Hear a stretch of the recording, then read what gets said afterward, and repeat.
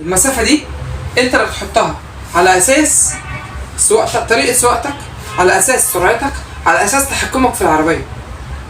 واحد يقول لي طب هسيب 3 متر، تمام. واحد يقول لي هسيب 5 متر، تمام. واحد يقول لي هسيب 10 متر، تمام. واحد يقول لي هسيب مسافة عربية، حلو، اعمل اللي انت عاوزه. بس النتيجة ما تجيش تقول اصل انا ايه؟ هقف مفيد. معايا؟ يبقى انا هسيب المسافة اللي قدامك براحتك خالص. وفي مسافتين عندي لازم اخلي بالي منهم. لو انا ماشي في طرق ران واي، طرق سريعة، لازم ادي عربيتي وادي عربية تانية. ياه بص المسافة قد ايه؟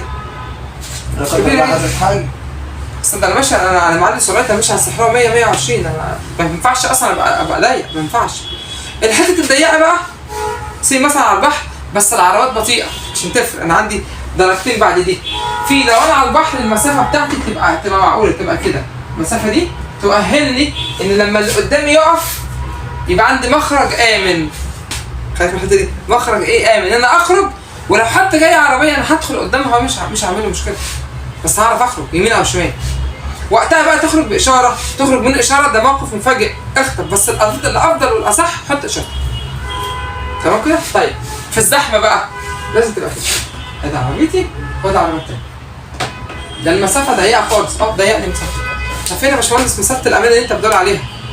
ما هو مسافه الامان في حته الزحمه، لو انت سبتها وسعت العربيه دي ما خليتهاش، اللي خليتها هنا هي واحد يقطع من قدامك. اهي ادي واحده عربيه هنا، تلاقي انت واقف في مسافه واسعه، يجي داخل هنا قطع عليك وقف. مش هتحمله، مش مشكله، قلبنا كبير ونتحمل. تحمل واحد، التاني دخل بعديه، تحمل 2. طب يا عم انا مش في سبق، انا عايز انجز، مش مشكله، خلي الناس تخش. انت بتتحمل الناس وتدخلهم قدامك. طب واللي جاي وراك ده اللي انت معطله عشان يعدي وعمال تدخل الناس قدامك، هيتحملك بقى؟ طب ادي نقطه. النقطه الثانيه، الفراغات الكبيره اللي تبقى بين العربيات، الناس ما بتصدق عايز تعدي، ما بيستنيش، الناس هتخش، حاجه داخل عايز يعدي. قابل بقى الناس لسه قصتها قصه معانا اهي.